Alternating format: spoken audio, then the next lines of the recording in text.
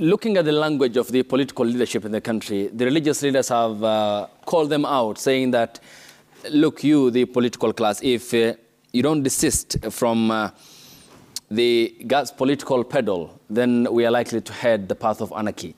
I mean, how are you monitoring the language when you have leaders who say economic terrorists, urban bandits, and then on the other end, the opposition is calling for secession, saying, Senator Ledamo Lekina saying that what's wrong if we secede and divide this country into two? I mean, what's your monitoring process of the language by the political leadership that intends to further divide this country? Yeah, just before the election, we had, you know, politicians, presidential candidates come to our peace conference and sign peace charters. They committed to maintain peace, to desist from hate speech during, before, and even after general election. Apart from that, we also had various political groups, you know, political leaders, Boda Association, women leaders, grassroots mobilizers. Also, we engaged them in these conversations.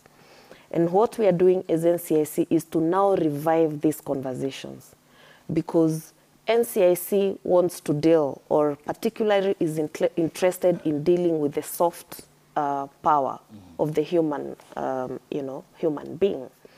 And unfortunately, politicians are the people who lead the citizens into violent acts. These sort of pronouncements are not healthy for Kenyans. Of course, Kenya is one country. It must remain as one country. The focus should be, how do we live cohesively as one people in this one country? We cannot start having conversations of dividing the country.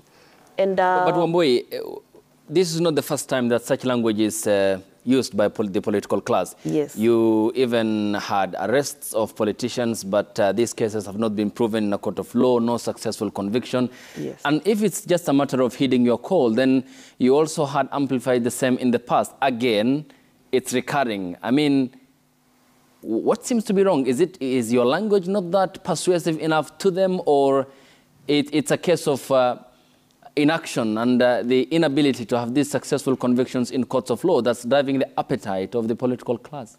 You know, this conversation or the NCIC work is not, it cannot be achieved by NCIC alone. We rely on the goodwill of very many government institutions. The first one being the DCI, the Directorate of Criminal Investigations. The second one being the Office of the DPP. The third one being the Judiciary.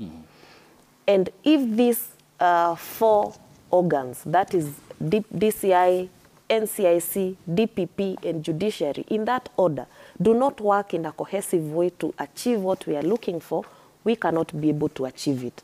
We have Section 13 and Section 65 of the NCI Act that expressly prohibits hate speech. And in fact, these politicians should, most of them, be in jail for these crimes. We also have the Penal Code that, you know, makes it criminal for someone to incite people to violence. And they are liable to 7 years in prison. But what do we see? When NCIC has done its role of, you know, whistleblowing, of calling the DCI to come and do investigations, of forwarding the files to DPP, and DPP finally sometimes forwarding it to Judiciary, we never see anything going forward. Why? Because in this country, justice is always delayed. And when justice is delayed, justice is denied to Kenyans. We have done our best to ensure that politicians are taken to court. We have very many files in court, but these processes never seem to move forward.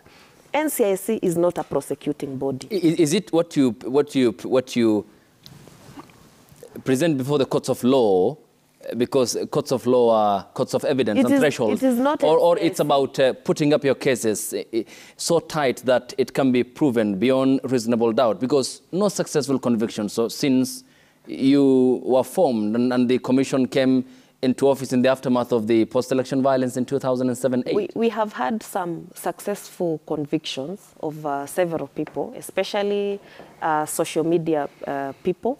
The only problem is that these are ordinary Wanjiko, and I'm sorry to say that the politicians who are the worst propagators of violence have not been successfully convicted. In fact, most of them have challenged the laws that are used to take them to court because they can afford serious lawyers who can, use every means to, run away from justice. What I'm saying is that this is a collective effort. Okay. All the arms of, all the departments that are involved needs to work together for the success of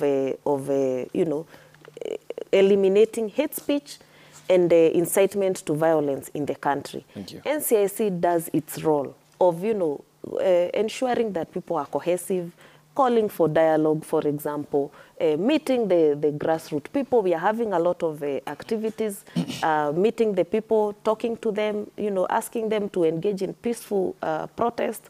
But at the same time, if the DCI does not assist us with proper investigations, right, if the DPP does not recommend for the prosecution of certain individuals, if the judiciary decides to take our cases as slow as they wish, we can never succeed in that. Well, we appreciate the work that NCIC does. It's really unfortunate, and you even admitted that the influence seems to be felt just among the common Mwananchi. Where it's needed most, where that influence is needed most, is around the people we are talking about today, the politicians, the who is who in the society. They're the ones you say propagate a lot of hate speech. That is where we want NCIC to crack the whip and for its influence to be felt, because we see them on public domain making those sentiments. You want to tell me that's not enough evidence? But like, for example, politicians come to cities, to stations, media stations, and incite people to violence, propagate hate speech. But when we come to media stations, for them to go and testify in court, they decline. But so it is also a collective effort of media stations, Wanjikos also assisting us in this role. Because if, for example, I take a clip on YouTube that has been posted by Citizen TV and I take it to court, Citizen TV must produce a witness for that. That is the threshold that the court accepts. All right. But if you refuse to go and testify, I don't know about other media stations, but yes, in our house policy, we have a way of how we deal with hate speech. I don't think, and I don't remember an incident where we have allowed and given platform and airtime. I will not mention the media stations, but in several occasions, NCIC has written to media stations to go and be witnesses in certain cases, and they have declared. Okay, but or refused to. But I'm not saying it's Citizen TV, but they are media stations. That was just a provision of context. We understand you, Wambui. Yes. And we aspire that here at Royal Media Services, not only Citizen Television, we don't give oxygen of publicity to people who intend to divide hate speech the country. And we bear that responsibility as well. Thank you for that. Thank you. So